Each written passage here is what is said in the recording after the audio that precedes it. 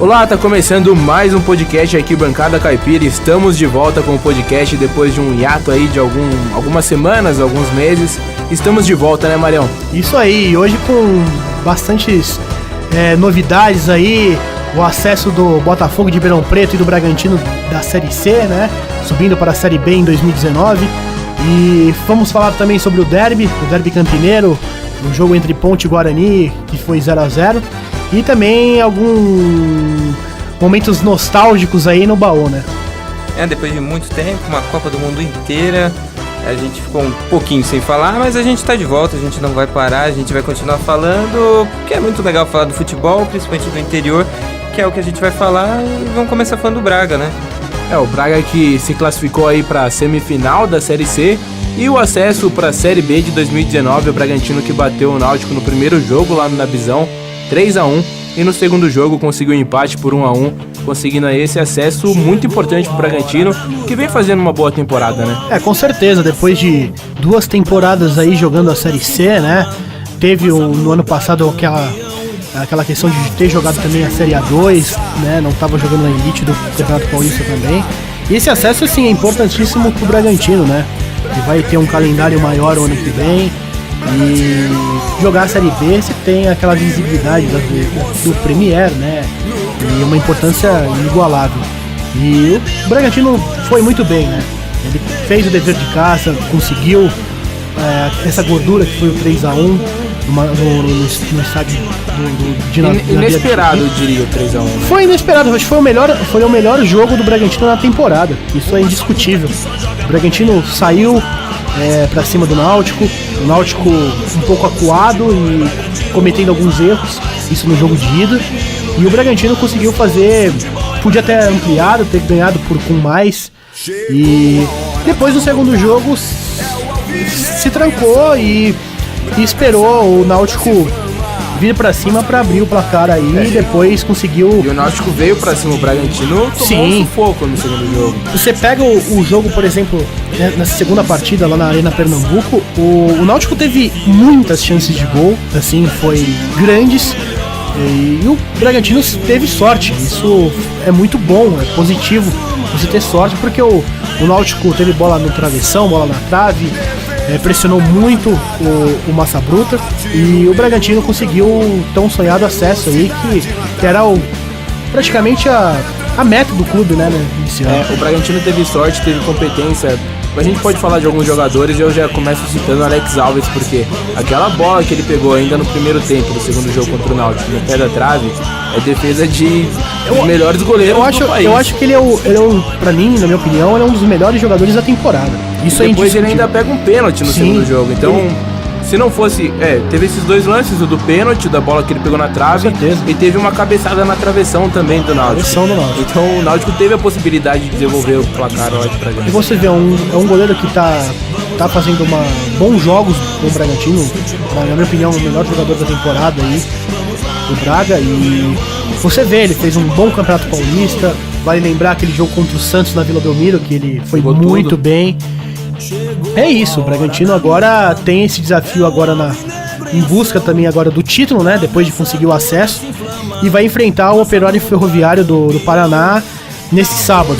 Um time que conseguiu o acesso contra o Santa Cruz, né? Que foi também uma bela campanha. E os 4 do Sul e Sudeste aqui, e do Grupo 2, na verdade, subindo. Os 4 representantes subindo para a Série B de 2019, né? Subiu o Operário Ferroviário, o Bragantino, o Botafogo de Ribeirão Preto, que depois vamos falar também, e o Cuiabá, que conseguiu bater o Atlético Acreano e também conseguiu essa vaga aí.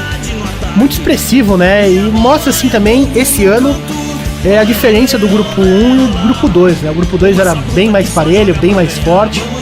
E você pega até a própria campanha do Náutico, que enfrentou o Bragantino, que foi o primeiro colocado do Grupo 1, mas você pega as 6 primeiras rodadas do campeonato, era o último.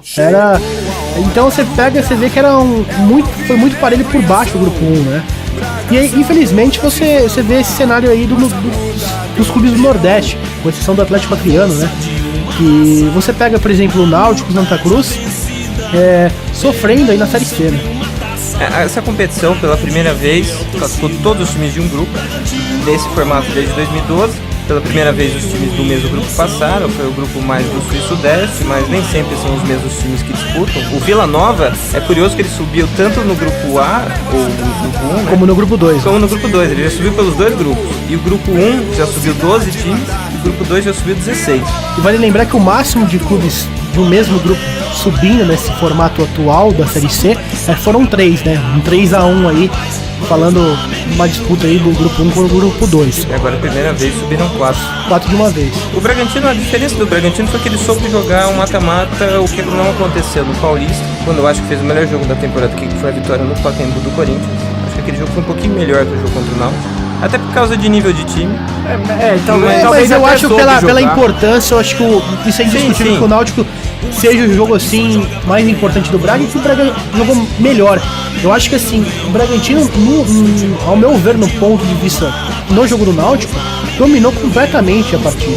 Coisa que eu acho que o Bragantino não fez em outras ocasiões, assim, nessa importância, né? O jogo do Corinthians, o Bragantino foi muito bem no Pacaembu, fez um excelente jogo, mas esse jogo era crucial pro Bragantino, então, né? Era a meta do ano. Não tem nem como comparar o Náutico com o Corinthians, né? Sim, porque mas a diferença, eu acho, que é que o time aprendeu a jogar o segundo jogo, porque ele perdeu com Vitória. Aquele 3-0 que foi muito ruim. Ganhou o primeiro jogo aqui, em Bragança, só que depois na volta fez um jogo terrível. O Guilherme Matos tem aquele problema daquele lance estúpido que o time acaba perdendo. Depois o Corinthians também foi um jogo ruim da volta. Acho que o time meio que aprendeu a jogar esses jogos, mesmo que o time tenha sido o mesmo a temporada inteira. Do jogo do Náutico, do jogo do Corinthians, tem 3 jogadores diferentes. E o time é muito igual. É uma reta final de temporada, então o time tá mais entrosado, né? Contra o Vitória, que você citou, perdeu por erro pessoal ali. O Guilherme entregou um lance, o Alex também não entendeu muito bem. Um dos poucos jogos em que o Alex também não foi bem. Mas nesse jogo contra o Náutico, principalmente no primeiro, como o Mário falou, foi o melhor jogador, melhor partida do Bragantino na temporada, indiscutivelmente, porque jogou muito compacto. Você viu os dois laterais, o Buiu e o Fabiano, ao mesmo tempo que eles estavam defendendo, sempre sobrava uma bola num contra-ataque que o Fabiano chegava. O Fabiano é um lateral assim, que eu gosto de ver. Na minha opinião, assim, é um dos melhores aí da Série C. E ele jogou muito no jogo contra o Náutico. Ele foi muito bem, até que fez um gol. Mas ele teve uma presença, assim, na partida, assim, fenomenal. E no segundo jogo ele teve, no mínimo, umas 2 chances também, né? No final do jogo ele era o principal atacante do Bragantino. Ele pegou e arrancou várias vezes. Ele, o Danilo e o Vitinho eram os únicos que atacavam no finalzinho do jogo. Ele jogou muito bem. Eu acho que talvez, fora o Alex Alves, ele tenha sido o melhor jogador do Braga. Coisa assim, analisando a postura do Náutico, chegou até um determinado tempo, por exemplo, uns 40, que o Náutico meio que largou. Ele ia pra cima, tentava chegar, mas assim, nervoso, já não tinha mais uma estrutura aí pra conseguir a classificação e já tava o Bragantino já dominando assim, nos contra-ataques, assim, acumulando o tempo do Náutico pra tentar chegar no agregado. Não tinha posse de bola, mas tinha o controle do jogo, né? O Náutico nesse segundo jogo era de 2 uma. Ou ia jogar muito bem por conta da torcida, ou não ia segurar a pressão de ter muita gente ali. E é uma coisa que o Náutico ainda vai estar voltando na próxima temporada dos aflitos. E isso foi, acho que, um tiro no pé do Náutico. Ter se mudado dos aflitos, que é um estádio que sempre foi um caldeirão, uma pressão para os adversários. Sempre foi muito difícil jogar contra o Náutico lá. E você vê, desde a mudança do Náutico para Pernambuco, o próprio desempenho do clube. A média de torcida lá era menor do que 10% do estádio. A ocupação era muito pequena. Assim, nesse jogo teve bastante, mas nos outros jogos não teve ninguém. Então, e outra, assim, você não pode culpar o torcedor do Náutico, porque assim, é um estádio completamente longe do centro da cidade de Pernambuco. Então, assim, é muito complicado, né? Vejo esse ponto de vista. Você pode comparar aí, por exemplo, contra o Santa. O Santa jogando na Arruda, no primeiro jogo contra o Operário Ferroviário, lotou o estádio. Isso que tem essa importância. Você tá na centro da cidade, você tá apoiando o clube, né? E você falou do Operário, já falando do Operário, o Bragantino pega outra pedreira aí na semifinal, porque o Operário, na minha opinião, foi o melhor time da primeira fase, até comparando os dois grupos. indiscutivelmente, jogando muita bola. E nas quartas de final contra o Santa Cruz, destruiu, né? Perdeu de 1-0 lá na Ruda, mas dominou o jogo. Dominou o jogo. E lá em Ponta Grossa, macetou o Santa Cruz. Teve total controle, 3-0. Então o Bragantino pega uma pedreira aí, tem que ficar de olho, porque se quiser o título, tem que jogar do mesmo modo que jogou contra o Náutico. É isso mesmo. E aí vamos falar também sobre o acesso do Botafogo, né? De Ribeirão Preto, que enfrentou no estádio Santa Cruz o Botafogo da Paraíba. Tinha perdido no jogo de ida por 1-0. E, cara, mais emocionante impossível, né? O Botafogo precisava de fazer 1-0 para tentar chegar aos pênaltis. E o Caio Dantas fez o gol aos 47 do segundo tempo. Foi uma festa no Santa Cruz. Você via o pessoal da ambulância comemorando, bombeiro, policial, todo mundo assim festejando o gol do Caio Dantas. E nas penalidades eu acho que desmoronou pro Botafogo da Paraíba, né? Bom, eu tava vendo esse jogo pelo placar ao vivo, né? Eu não tava assistindo o jogo. Eu ia atualizando. Daí teve uma hora que eu falei, já era pro Botafogo, né? Aí chegou no finalzinho, apareceu lá 1-0. Nos últimos anos, né? O Caio Dantas chegou a 11 gols, artilheiro do campeonato. E é um time forte, do Botafogo também. Tem o Tio. É o time que mais investiu, eu acho, né? Na minha opinião, ele agora vai enfrentar o Cuiabá na semifinal. Eu acho que é um favorito aí, pelo investimento que o Botafogo tem. Eu acho que é o clube que mais investiu na Série C, okay? A gente tava falando aí agora há pouco. E é um time que muito esforçado, é um time tecnicamente muito bom, bonito de se ver jogar. E teve essa dificuldade com o Botafogo da Paraíba, eu achei estranho até, porque é um time que gosta de ser ofensivo e a torcida ajudou muito, né? É que mata-mata nunca é fácil, né? Nunca. É difícil. O Botafogo, o técnico do Botafogo é o Léo Condé, né?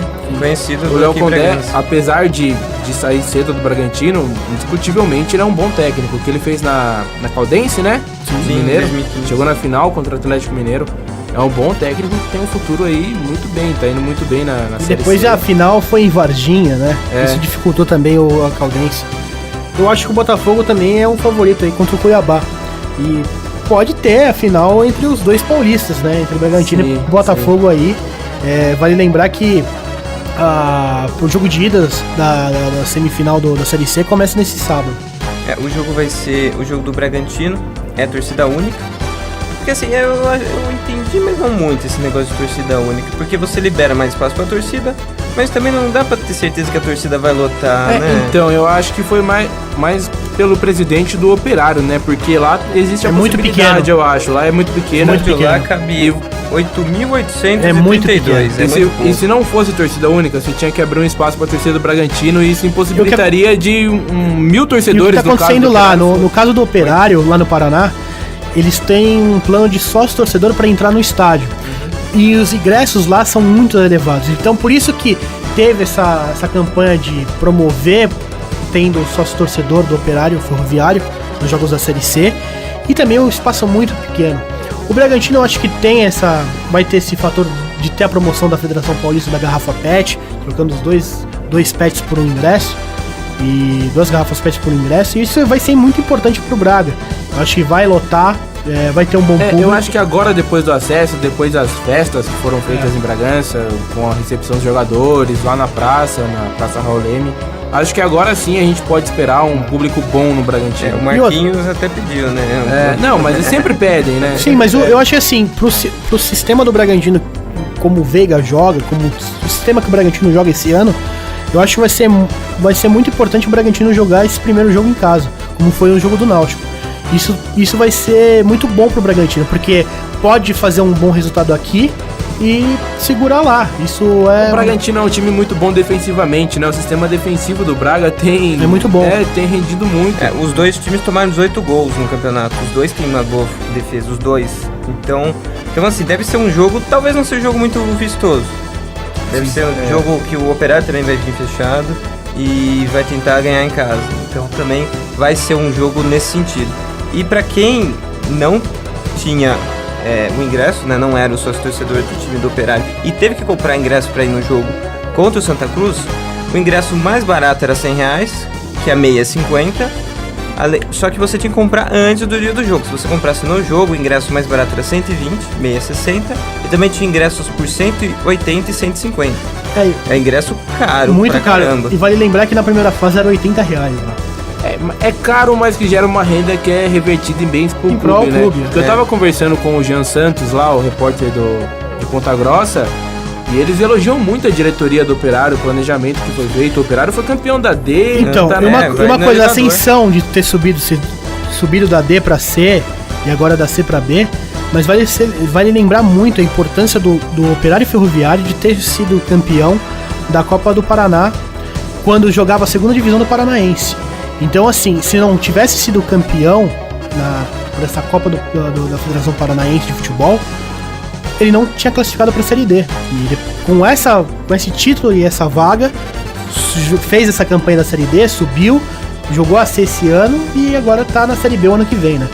Então você vê que é um planejamento que é a importância que tem que dar para a Copa Paulista aqui também. Você vê que é muito importante pro clube, sendo campeão, jogar a Série D do ano que vem e ter um planejamento aí pra futuramente ter acesso do Campeonato Brasileiro. Toda a estrutura tem uma base, né? Então se não começar certinho lá de baixo, não vai chegar bem lá em cima. É isso aí.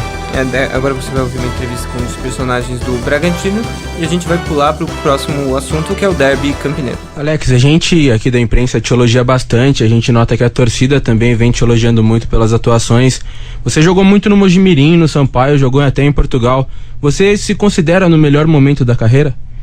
Eu fico feliz o torcedor sempre estar apoiando, principalmente na minha posição, que é uma posição muito difícil, muito cobrada. E então eu fico muito feliz de ter o apoio do torcedor. E com certeza que eu vivo um grande momento. Acho que desde o início do ano tenho feito sempre o meu melhor com excelência. Eu acredito que minhas partidas aí têm ajudado muito quando sou exigido. Então fico muito feliz com isso. E já rodei bastante, como você mesmo disse, e hoje aqui no Bragantino, tendo essa sequência, me deixa muito feliz. Magno aparece na ponta, domina Magno, o Chorão abriu no setor esquerdo, ele arriscou de longe, espalma o goleiro, o rebate do Bragantino com Vitinho, vai Vitinho, capricha Vitinho, levantou, vai pintar o gol do Braga! Gol!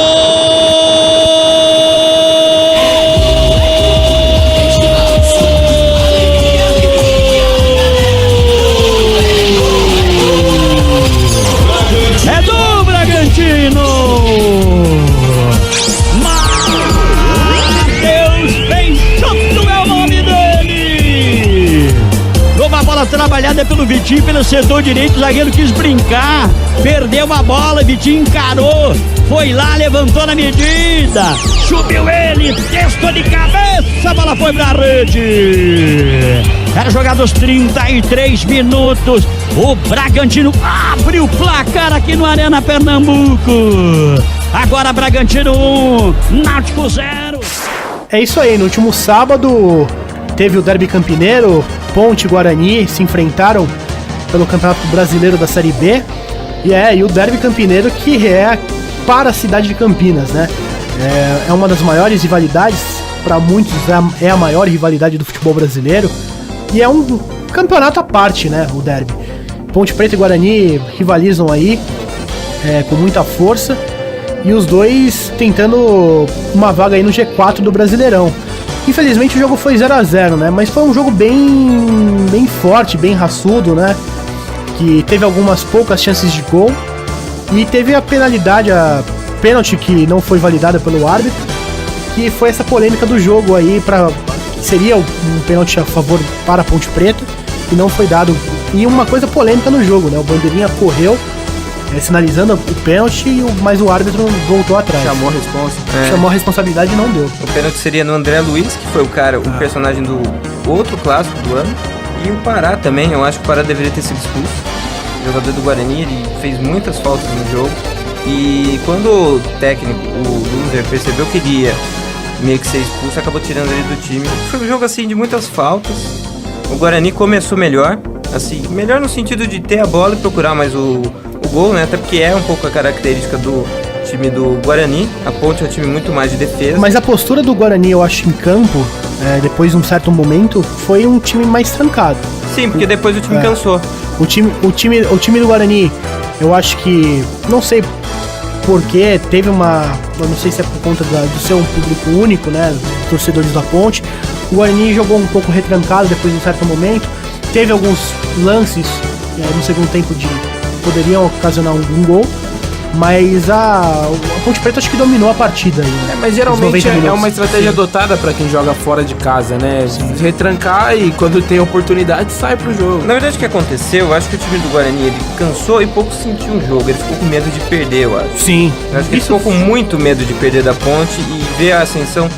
Eu não diria ascensão, mas o time tá mais tranquilo agora na temporada. Trocou de técnico não, trocou o time todo, que nem o Longini virou titular agora. Tem o Bruno Mendes continua, mas o resto do time é todo diferente. O goleiro virou o Agenor, quarto goleiro na temporada da Série B. O Agenor que era do Inter? Isso, o Agenor do Criciúma também, ele tá... Ele fraco. Mas ele tá um pouquinho melhor que os outros, ele já tá 4 jogos sem tomar gol. Não é um grande time do Guarani, mas é um time que tá melhor e tá conseguindo chegar mais do que começou o campeonato. E é um time que tem pretensão de chegar aí a ter o acesso pra Série A do ano que vem. Mas eu acho que fica um pouco difícil.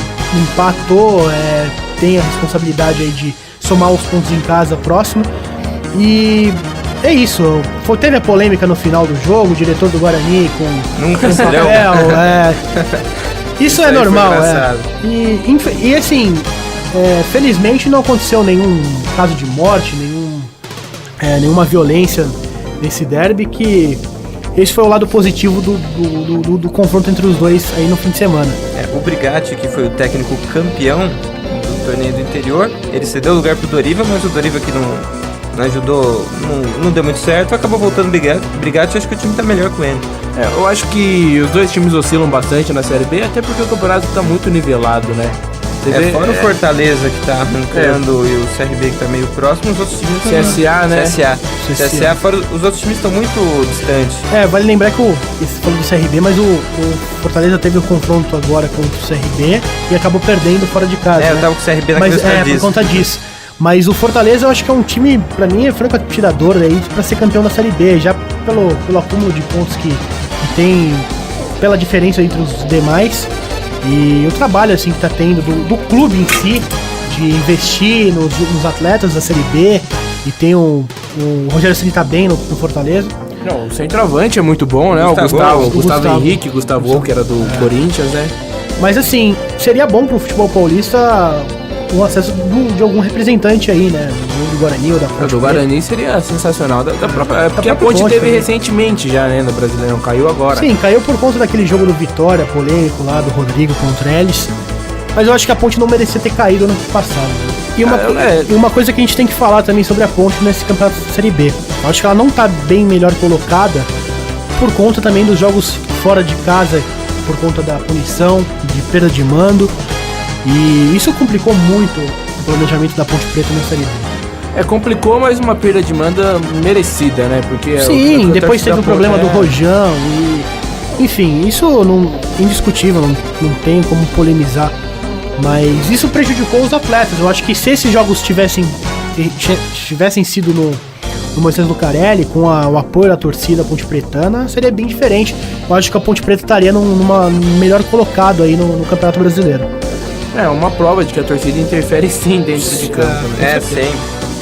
Tá aí, então, agora a gente vai falar do quadro No Baú e vamos lembrar da vitória da Ponte Preta contra o Guarani em 2003, né, Marão? Válido pelo Campeonato Brasileiro da Série A daquele mesmo ano, né? No dia 11/10, um sábado, o Guarani recebeu a Ponte Preta no Brinco de Ouro, né? Infelizmente para a torcida bugrina, o Ponte Preta fez 3-1. O autor do gol do Guarani foi o Wagner e depois o Dario Quijena, argentino, fez o seu hat-trick, fez 3 gols e indo à loucura a torcida da Ponte Preta. Foi um jogo histórico aí, validado pela primeira divisão do Campeonato Brasileiro. O legal foi aquele lance da máscara, né, que ele colocou, saiu comemorando, ele ficou marcado no clássico. Sim, ficou marcado, foi um clássico muito lembrado pela torcida da Ponte Preta. Por conta disso, um jogador que depois teve esse apreço pelo clube, um carinho depois. O Dario Quijena, que estava com a torcida da Ponte Preta na final da Sul-Americana lá em Buenos Aires. contra o Lanús, assistiu com a torcida. E depois também chamou a atenção essa semana por conta da tatuagem que ele fez da Ponte Preta no braço aí. E é um jogador bem lembrado pela torcida da Macaca. Ele teve algum destaque, assim, fora?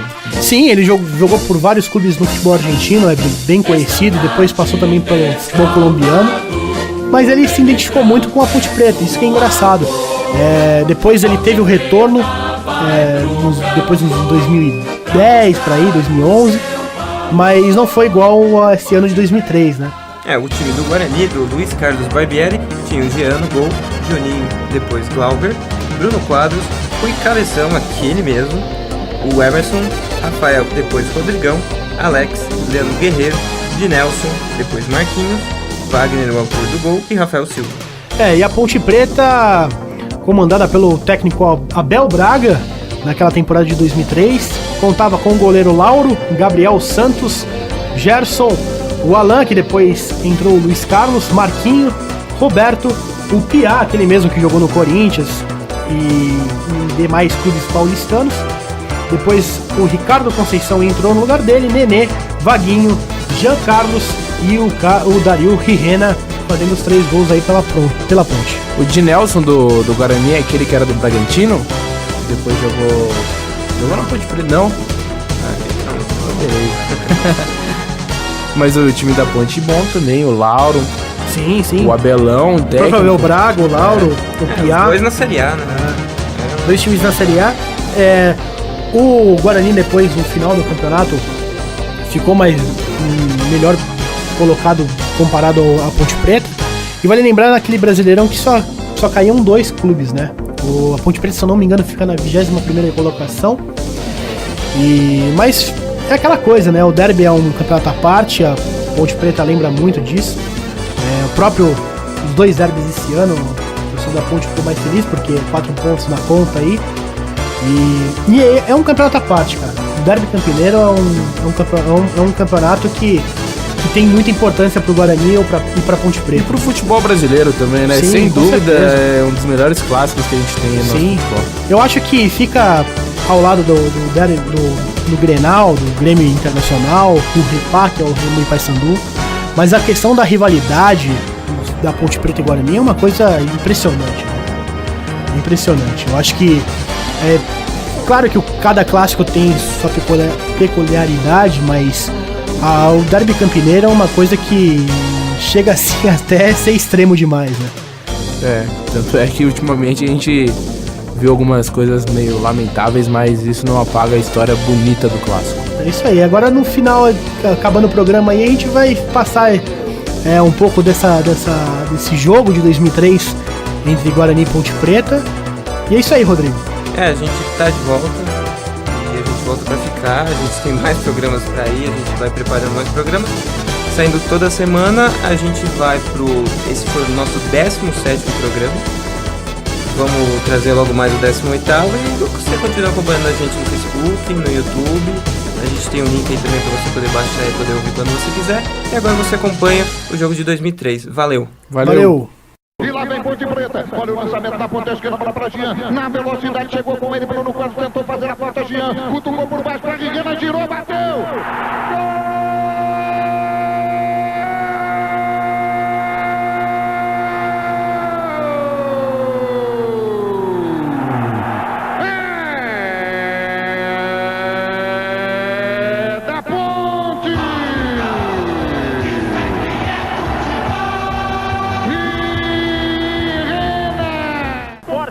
Fuzilou o Jean e foi comemorar com a galera. Escanteio, Vaguinho. Vaguinho pra batida, correu da ponta esquerda, levantou pra boca do gol, saiu mal Jean. A bola sobrou Gabriel.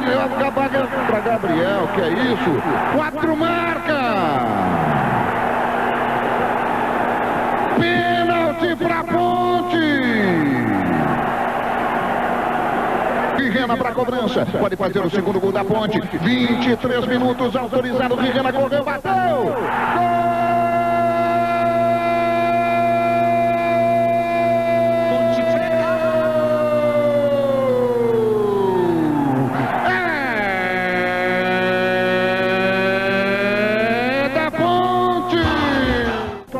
Jean ganhou, foi até nele quando cruzou, Rirena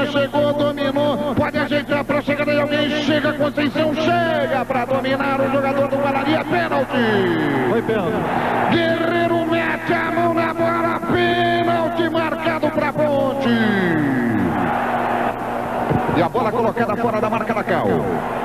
O Jean reclama, o assistente também. A bola fica mais próxima do goleiro, fica reclamando o Jean. E Rena tomando posição. Autorizado, partiu para a bola, pé direito, bateu.